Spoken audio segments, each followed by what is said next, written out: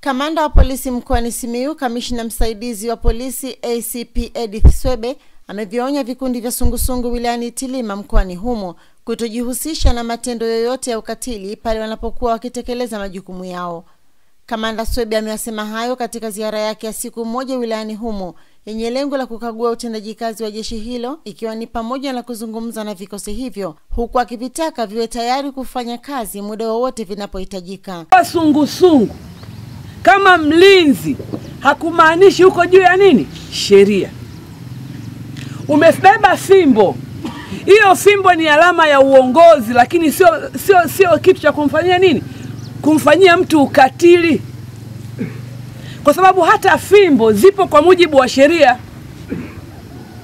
Sasa angalia, tufanye lakini tusifanye nini? Tusivunje sheria, tusijichukulie sheria wapi? Mkononi, ili tusije tukaingia kwenye matatizo. Tunaelewana? Awi. Haya ni mambo ya muhimu sana kuelewa. Kuna kitu kingine cha msingi sana. Mnapokuwa mnatekeleza majukumu yenu, ni lazima kiongozi wenu ajue.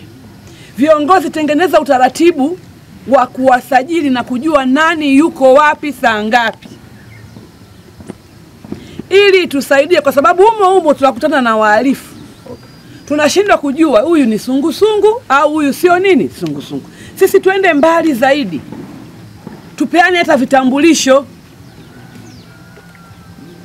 Sisi tunaelewana? Ndio. Kwa sababu sio kila mtu ni raia mwema, wengine wanania nini mbaya.